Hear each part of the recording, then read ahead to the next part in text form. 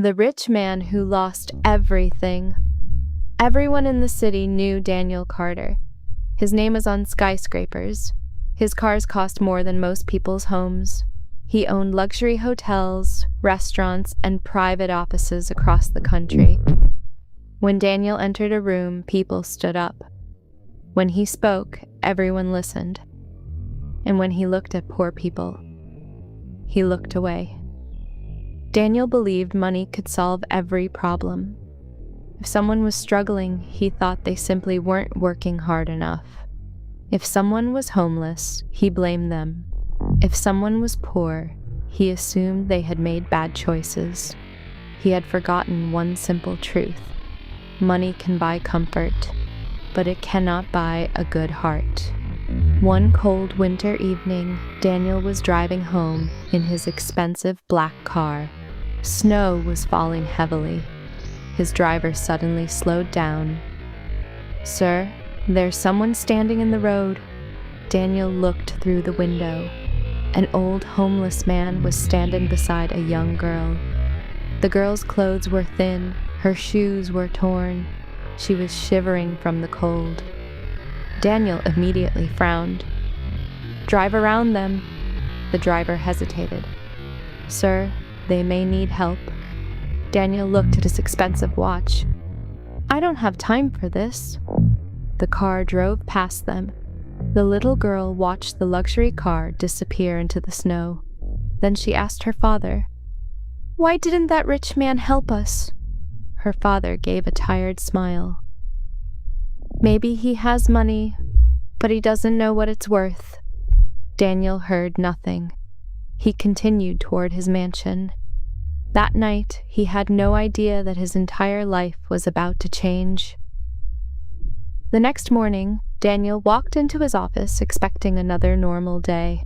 Instead, his financial manager was waiting for him. His face was pale. "Mr. Carter, we have a serious problem." Daniel sat down. "What happened?" "The company accounts have been frozen." Daniel laughed. "Then unfreeze them." "We can't." "Why?" The manager slowly placed several documents on the desk.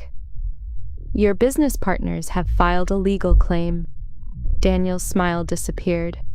Within hours, everything started collapsing. Investors walked away. Banks demanded payment. Properties were seized. Accounts were frozen.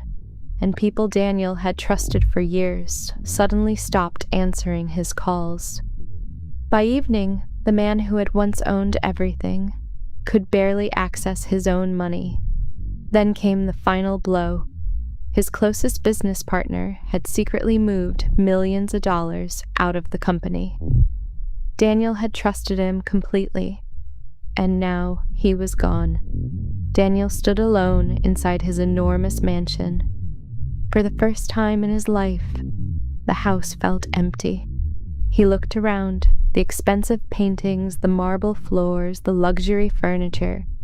Everything was still there, but none of it could save him.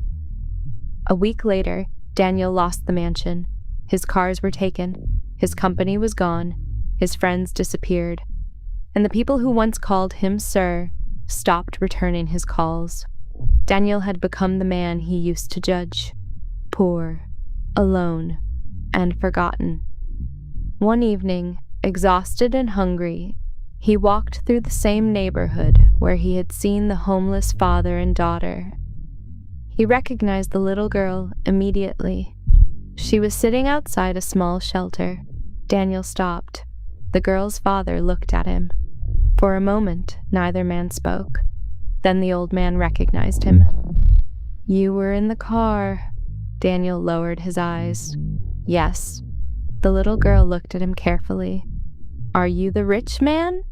Daniel almost smiled. "Not anymore." The girl looked at her father.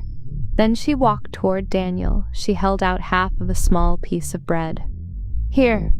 Daniel stared at it. "You should keep it." She shook her head. "We have enough for tonight." Daniel looked at the tiny piece of bread in his hand. It was worth almost nothing. But somehow, It felt more valuable than everything he had ever owned. His eyes filled with tears because he finally understood.